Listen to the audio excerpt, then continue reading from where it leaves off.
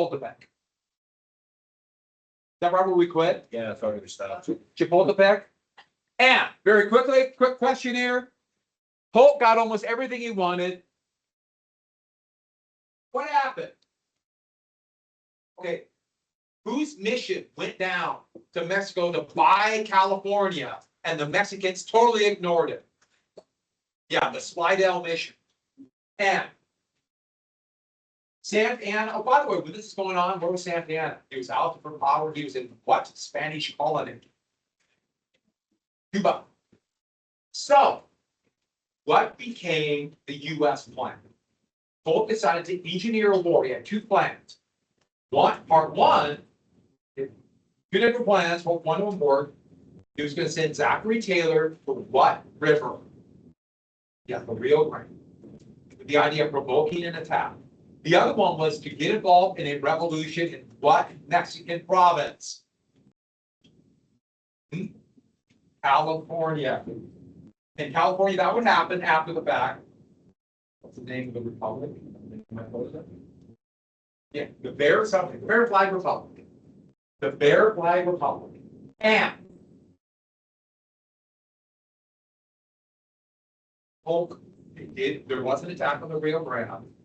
And we don't know what side of the river it happened on. What would Abraham Lincoln, what did they call that resolution that Lincoln had? Really, its only action, a major action, as a member of the House. He tried to save the rebellion. The Spot Resolution. So, the United States is now at war. They thought one big war, or one big battle. Zachary Taylor won the first battle, but Mexico did not quit. What party was Zachary Taylor? Remember? Yeah, so they took his army away. What was the big victory Zachary Taylor had, though, despite Polk's plan? Meaning beautiful view. Buena Vista. And Santa Anna. Prof, I'm going to ask a question about that. Who was the U.S. general who would lead the victory at Chapultepec? Oh, fuss and feathers. Yeah, Winfield Scott.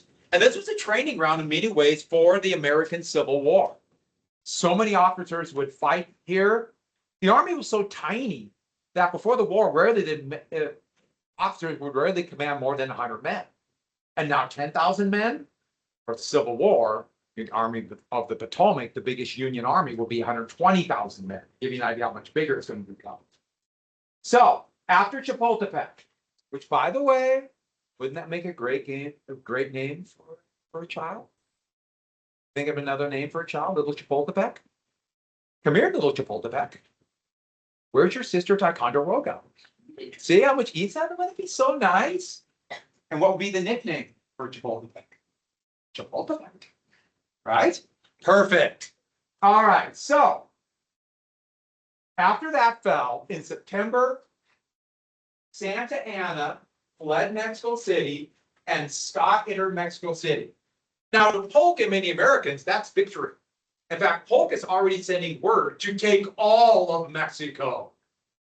At least everything north of, let me backtrack just one little bit.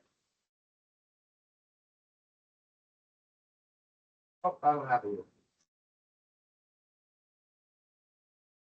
See where my hand is right? That. Polk wanted everything north of this. Here and the Baja, Little California.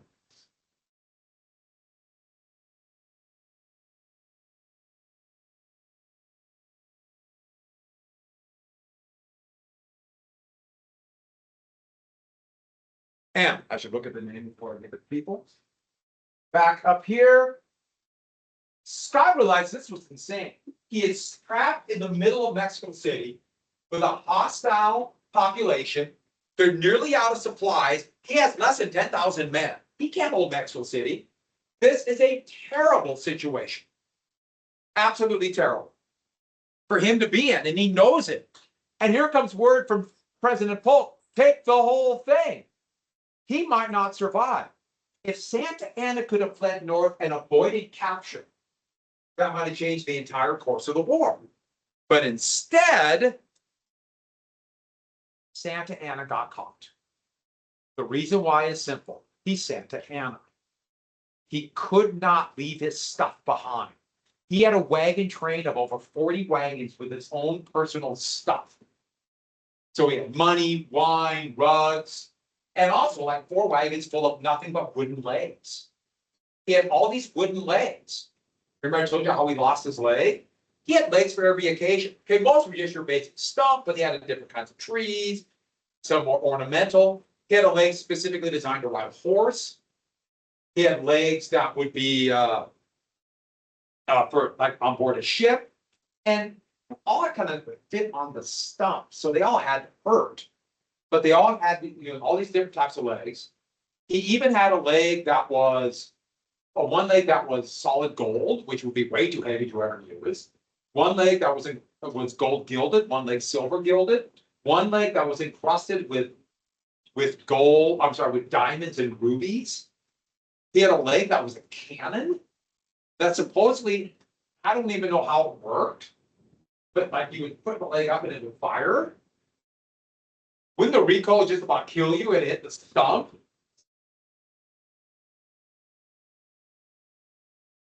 And he had another one that was a sword that's even more confusing.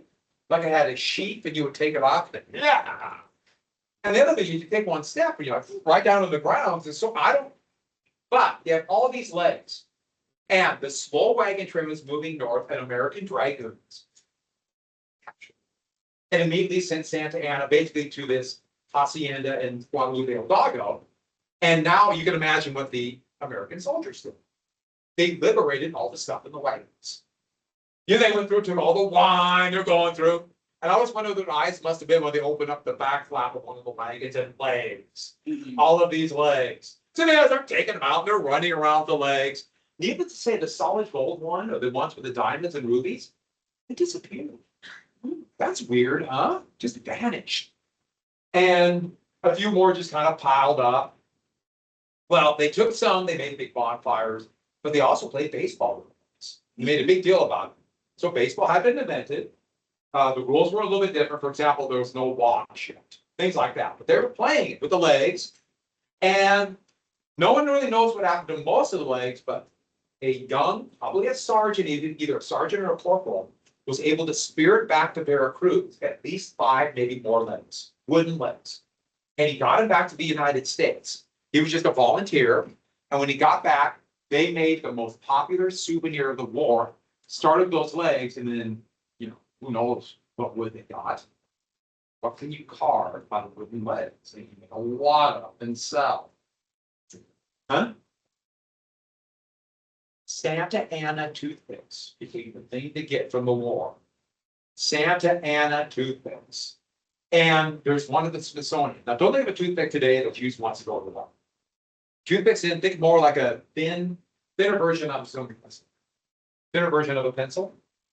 And you would whittle a point. Point, use that and whittle it up. So it's a little thicker spacer bottom. Who knows what wood he got, but Santa Ana toothpicks.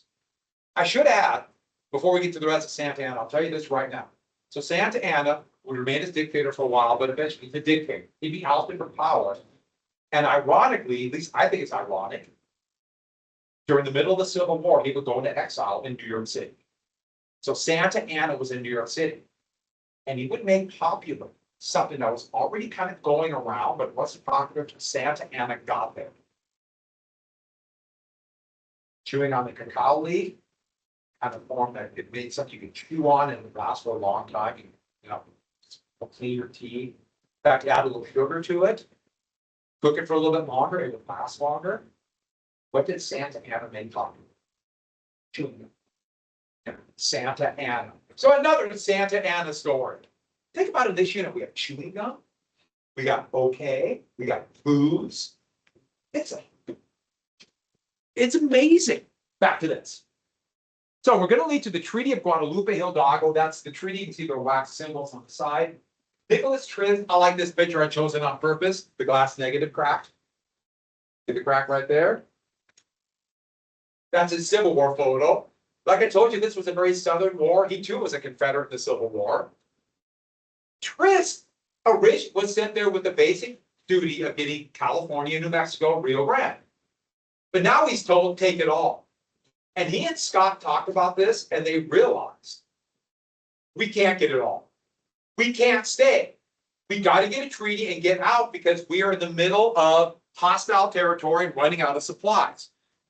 And Santa Anna was actually kind of playing hardball. He knew the U.S. could not stay forever.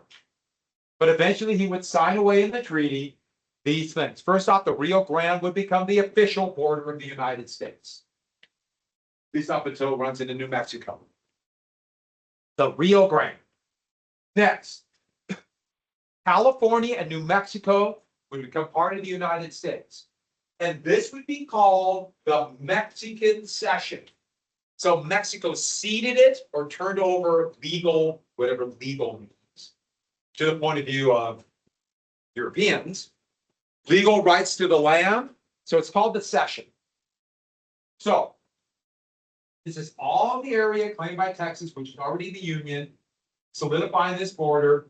And now all this in the light gray, the Mexican cession. And then lastly, the United States was really trying to maintain this idea that we're not a conquering imperial country. We were fighting in self-defense along the Rio Grande, and then just happened to get Mexico and California. So the U.S. would pay $15 million and then pay back U.S. claims to Mexico, pay back bond. So in reality, $18.3 million. So the U.S. gave the United States government taxpayer money went to go pay bondholders of Mexican bonds in the U.S. So it's $18.3 million then for the Mexican cession. Louisiana was $15 million, but that was 45 years ago. And so we could say we didn't conquer it. We just happened to fight a war and then we bought it fair and square. Which of course is not true. This was a war of conquest. And one more thing. What a steal. What an absolute steal. Think about the value of California alone. Something might be discovered there in the same year. But also just how rich California is today. California is the third biggest economy in the world right now. It's by far the richest state in the United States. The wealth there is immense beyond comprehension. So, and a little bit of Wyoming. Don't forget that too. So,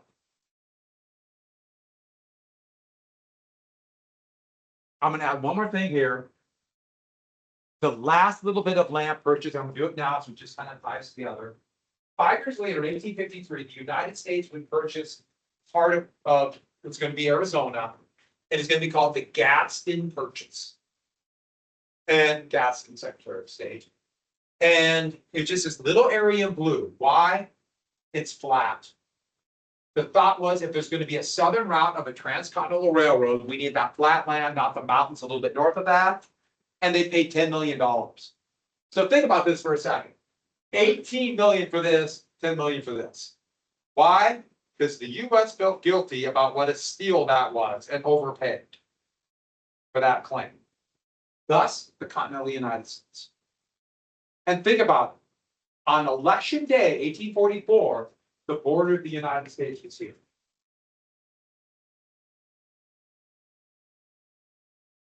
When Polk left office, all of us, a third of the United States came.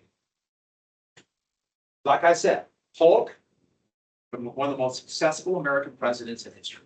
One term, 4 big things. Now, how we did it, that could be debate. Then we could debate how successful it really was, but a totally different country.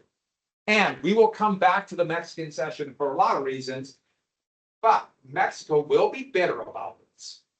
And Germany will try to exploit this in 1917.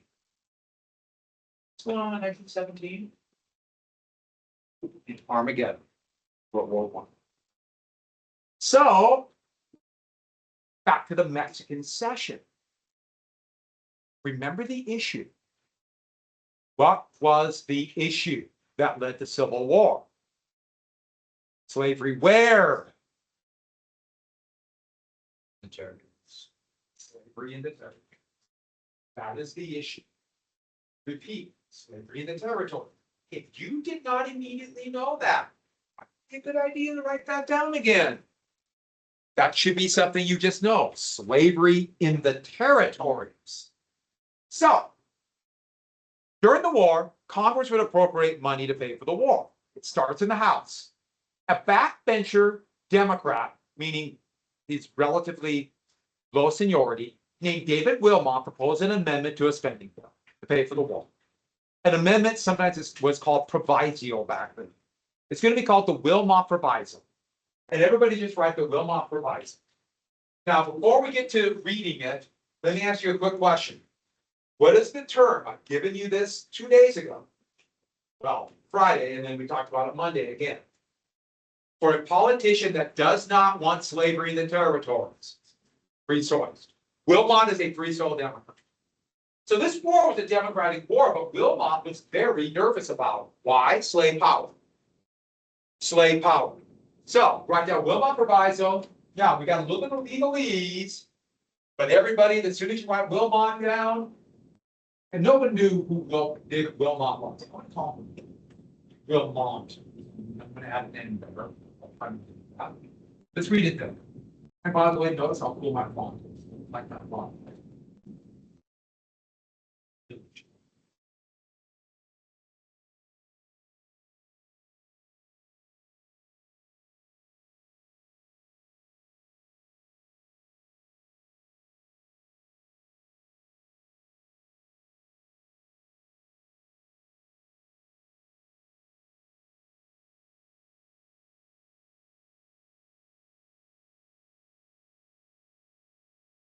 Appropriated means spent by the legislature.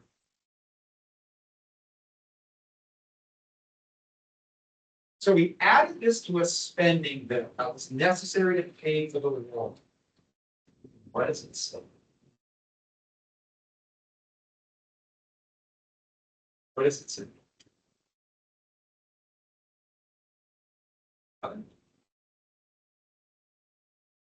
So any area the U.S. got from Mexico, the United States still got the Republic even though it's a dictatorship. What do we call it? Neither slavery or voluntary servitude shall ever exist in any part of said territory. What is the word for that? Say it again. There's a word though for no slavery in the territories. What's the words for no slavery in the territory? Free soil. And what do we call any territory we get from Mexico? What did I call Mexico and California? I just said it.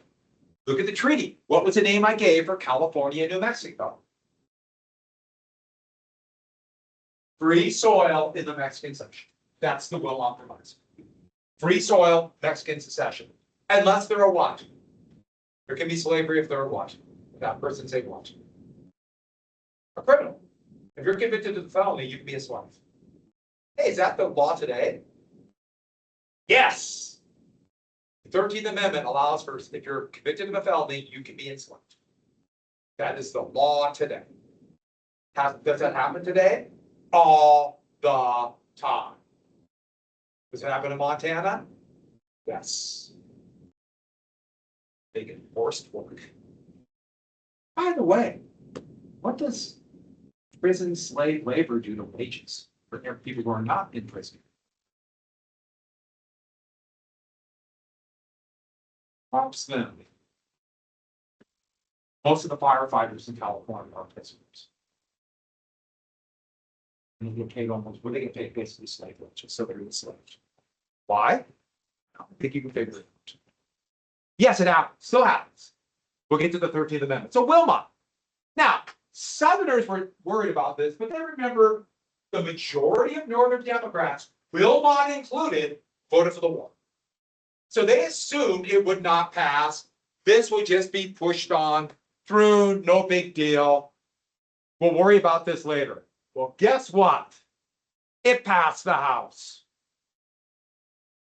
What? But remember the Missouri Compromise to make sure Senate is equal. It failed the Senate. The Senate was specifically designed to stop radical action like not having slavery in the territories. It should also tell you something about the United States.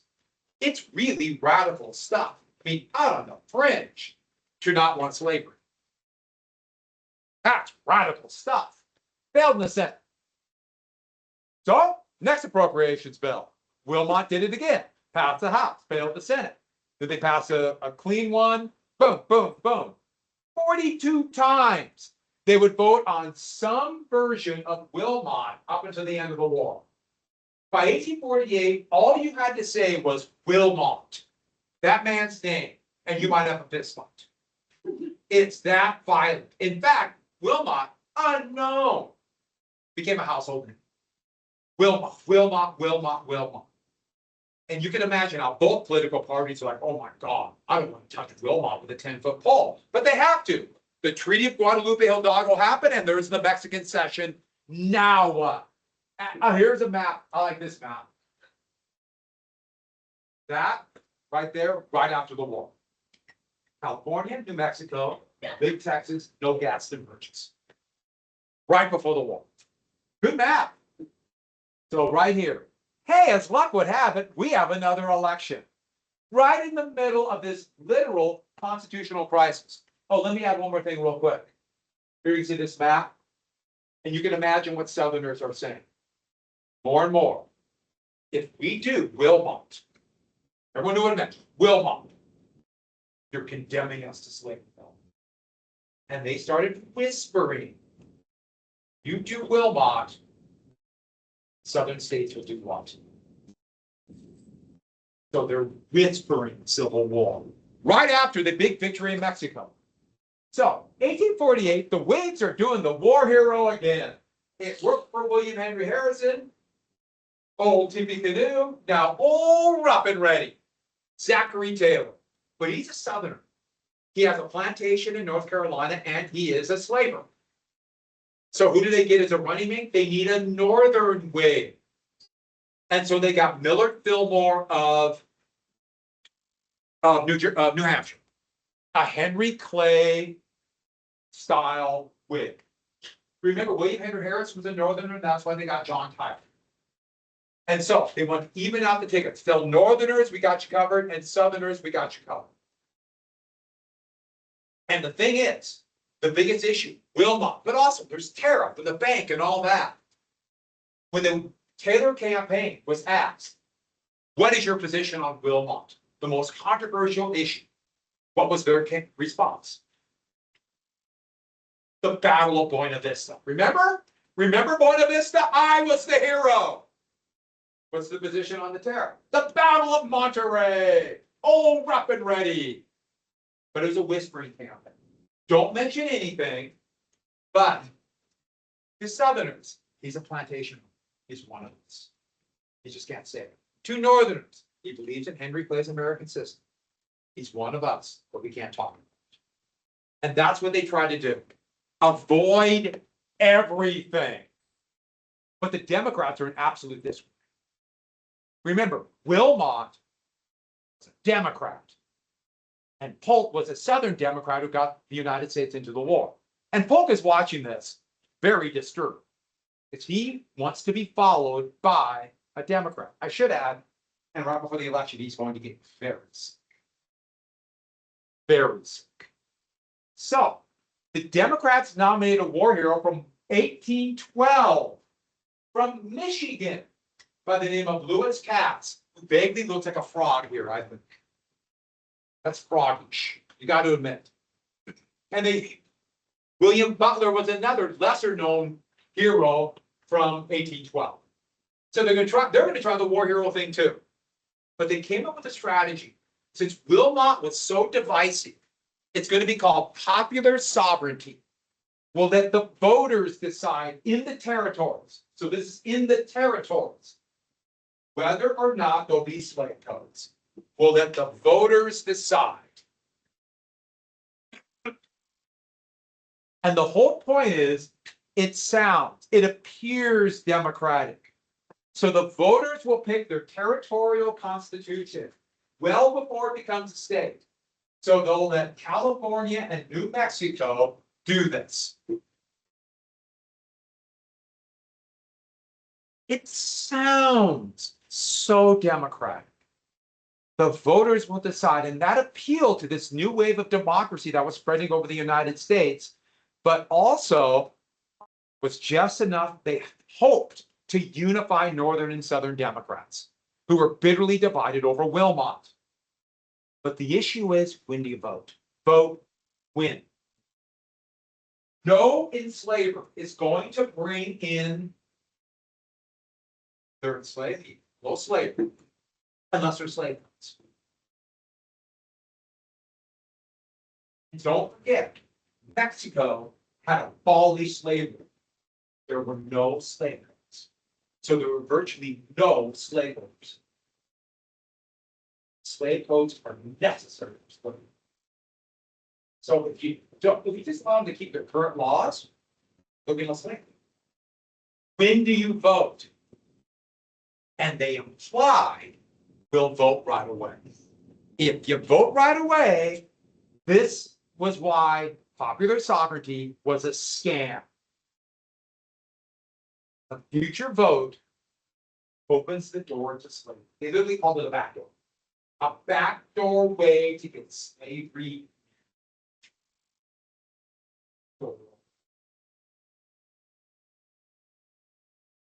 Get slavery in.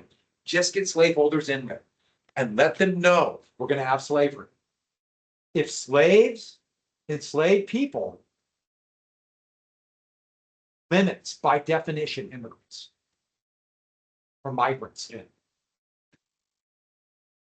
Working class people will be competing with slaves for jobs, for enslaved labor or free labor. What do slaves do to wages? We just mentioned this for prison. It drops. So this keeps people out, slave states. It's a backdoor way. So here's a Northern Democrat trying to undermine fellow Northern Democrats. They thought it would work, it didn't. Northern Free Soilers turned around and started their own third party. So remember the Liberty Party? Well, most Americans, North or South, were not abolitionists, but most Northerners were Free Soil. So they started the Free Soil and they picked former President Martin Van Buren, who Southern Democrats were terrified back in 1844 that he was a Trojan horse for Free Soil. He was. Martin Van Buren was actually opposed to slavery. He didn't like slavery. Thought it would destroy the Republic. His running mate was John Quincy Adams. I'm sorry, John Quincy Adams' son, Charles Adams. Former President Adams was actually in the House of Representatives at that time. And you can tell I showed you pictures of John Quincy Adams. You could recognize the 7 or 8 head that his son had. It ran in the family. Big foreheads. But remember what I told you, third parties are spoilers. They're going to take away the votes from one of the two parties. And these are mostly Free Soil Northern Democrats. Therefore, we just split the Democratic vote.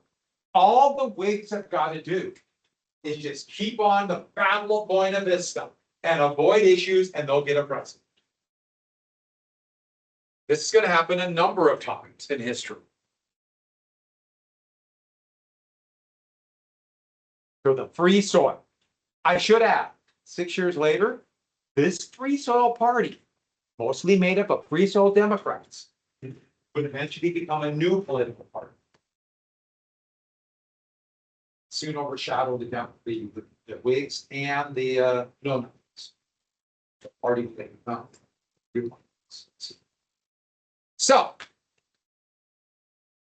1848, when the election finally happened, you'll notice Martin Van Buren got 10% of the popular vote. Now, that doesn't mean anything for the Electoral College. He didn't win any states in the Electoral College, but look what happened. By him splitting the votes here, allowed for Taylor to get these states, and Taylor won just enough of the South. Zachary Taylor's president. The war hero worked, and the Democrats are split. And the Whigs were able to control their split for long enough to get a president. You'll notice that Texas voted 4 electoral votes. 1848. Now, nobody knew exactly what Taylor was thinking about Mexican session? He never said. We have no idea. If you're in 1848, no idea. It's going to do something. Remember, he'll become president in 1849. What will he do? He never made a position on loans. So, not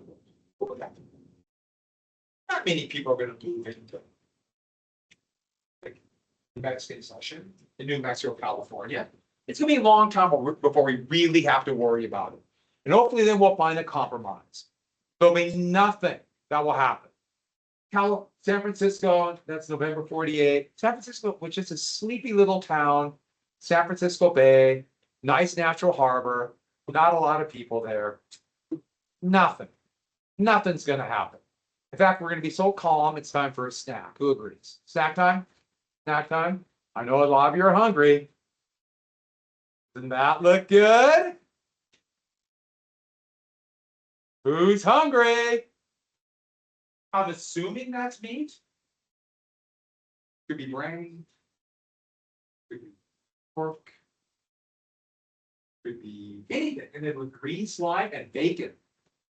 I know what you're thinking. And yes, that would be a great little snack. That'd be a good thing right before Thanksgiving. Who's with me?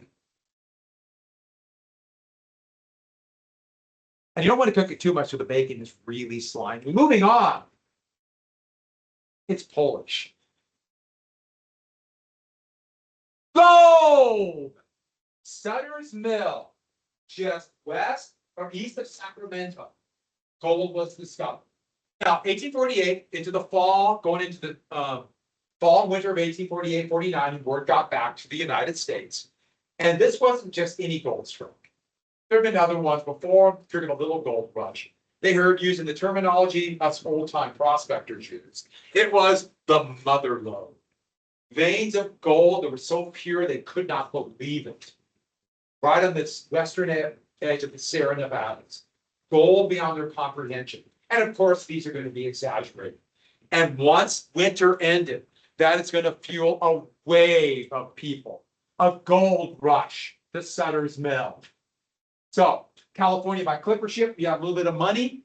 That was the way these fast, thin sailing vessels could make it in about 6 weeks, 5 to 6 weeks around Argentina to California. Here were steamboats. 35 days to the gold mines. They went down to Nicaragua. And here's my favorite part. You got to get your deer across. 200 jackasses are ready to take your goods across Nicaragua, back on a steamboat. Only 5 weeks, 35 days. Nothing, right? And what did we call? What name was given to all those people who came that year after gold was discovered? What name was given to them? Well, now prospectors, that's kind of generic. This was specific for those who came to California. The 49ers. The 49ers. Because they came in 1849. Now, most of them, of course, did not make any money and were swindled out of money. The people who actually made the money were those who went and had stuff to sell, the prospectors. But there's going to begin a series of massive gold strikes across the West. They're about ready to make a huge one in Nevada about a decade later at a place called Virginia City. Yes, there'd be a gold strike in Montana, and they would name that place in Montana after Virginia City. A bunch of Confederates. We'll get to that too. And so now all of a sudden, there are thousands of people in California. And by the end of 1849, they don't want to go become a territory. They want to become a state. And are they going to be in free state or slave state? Now think about it. Free state or slave state? Think. Think Mexico. Think. This is time for you to think and write it on top. Write it on top of the margin. Are they going to be a slave state or a free state? Now, I know you have to take a 50-50 guess, but think.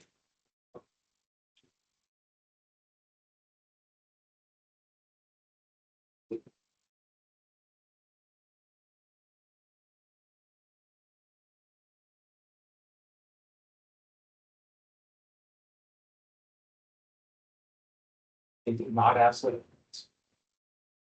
So no one's going to bring in enslavement. Free or slave? Who put down free? Yay, you got it. I'm free. That was the thinking about it. That's what we call critical thinking. Which, by the way, there is no critical thinking unless you must set it up. Have step by step, and then you can. Because you're smart, you can think. But if you don't know stuff, then you're just spams. You're not reading. But you're smart.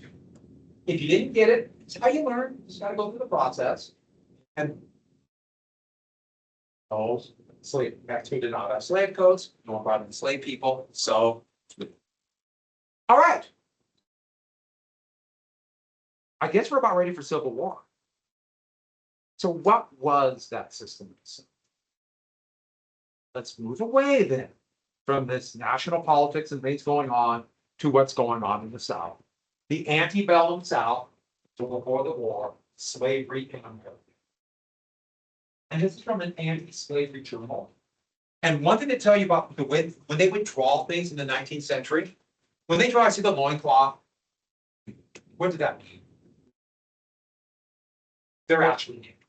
Whenever you see a white loincloth on somebody in a picture like this, that means they're naked. But that was the modesty of the time, they're not going to show it. So, boom, naked. And so that implies, that's part of the many things about dehumanizing about slavery. And one of the things it says, am I not a man and a brother? Does that mean that this is the anti-slavery abolitionist journal? It's actually from Britain, but we become popular in the US. Does that mean equality? Just anti-slavery. Most abolitionists do not believe. You notice what he's doing?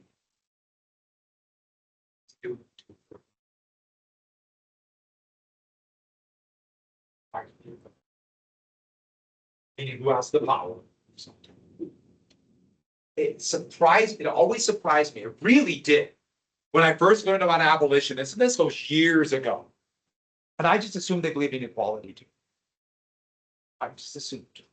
No, most abolitionists didn't. In fact, most abolitionists, if you would ask them, said, yes, we should not have slavery. And then the freed slaves should be sent back to them. They will use those words back. You have them. This can't have a multiracial country. So, back to this. So it all came out of imperialism. We've talked about this before. This is just a review.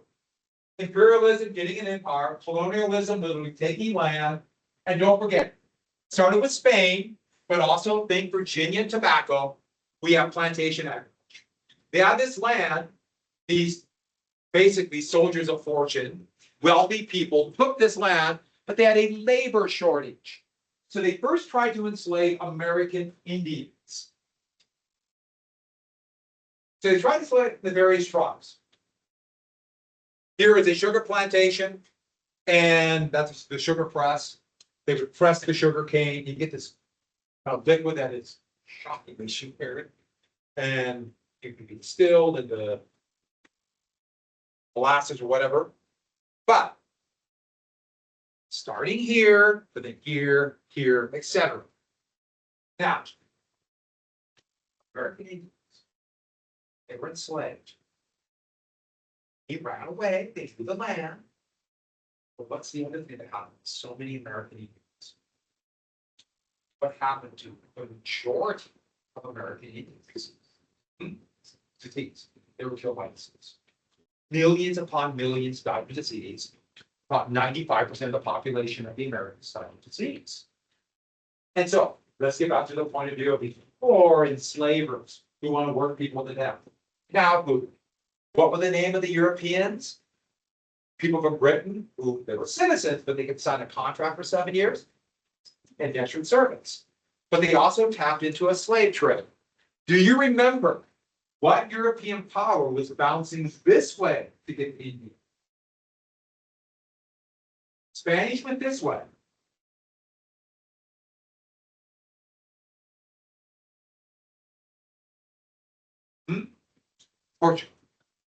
Portugal.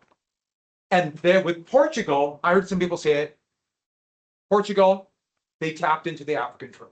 So there was a huge African Mediterranean trade. This was huge, just hotbed of slaves in the Mediterranean. And they would do by caravan across the Sahara. A little by boat, but by caravan. It's really nasty right here to have this spot here and this spot. Not true. But then the Portuguese are bouncing around trying to figure out a way to get India, and they tap into that slave trade. So you have African kingdoms along this coast that began trading their slaves directly to Portuguese, and then Spanish, British, Dutch. Did you get the idea? Who began to take it to the sugar plantations that were literally chewing up human beings on these hellholes of plantations. Here or here. Everyone got that? And remember, it had nothing to do with color of skin. Nothing to do. Racism, as we know it, and what's going to exist out of colonialism, did not exist. Did not exist. I'm not saying there wasn't prejudice against people who look different. People in fear always have this prejudice. But racism did not exist. But then, review a couple dates. 1619. Remember, I mentioned this once before. That's when the first enslaved people from Africa, we know for a fact, were brought into Jamestown Colony, which is Virginia. Now, very well could have been 1617. We're not 100% sure, so we know for certain 1619, the first African slaves.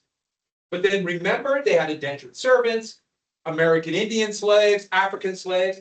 Heck, people captured from the Mediterranean were brought over, and a lot of them were of European descent. And don't forget, indentured servants had a contract, but slavery was like indentured servants.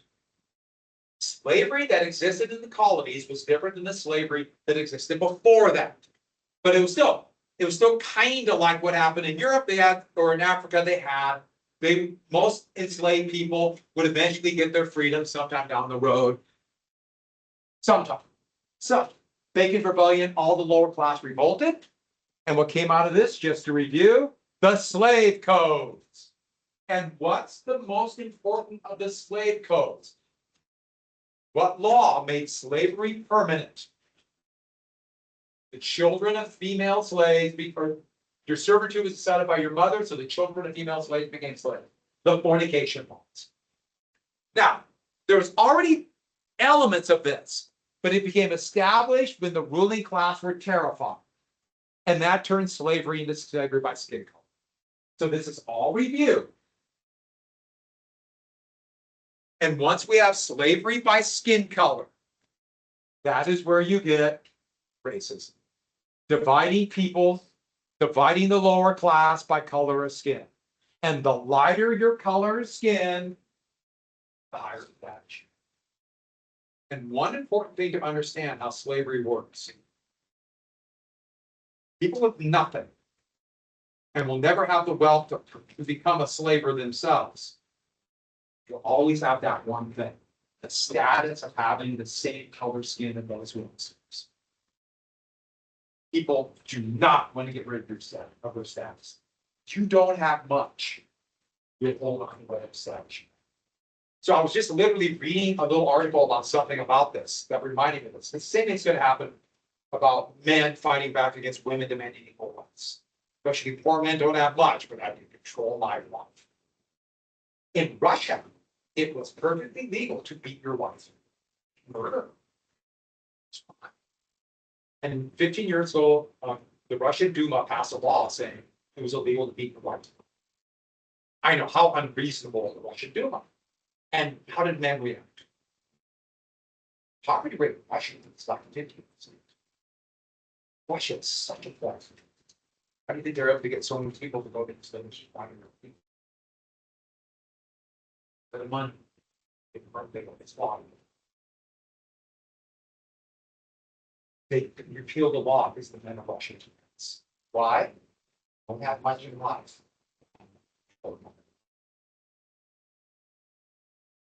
That'd be shocking, isn't it? I should add that's perfectly legal in the US and in the States, which is not long ago. It's not long ago if somebody inside this country, inside this classroom, was alive and an adult for much of that time. So back to this status. So let's do something really quick. You remember triangular trade? Do you remember the name given from Africa to the New World? Do you remember the name given? Was it? The Middle Passage.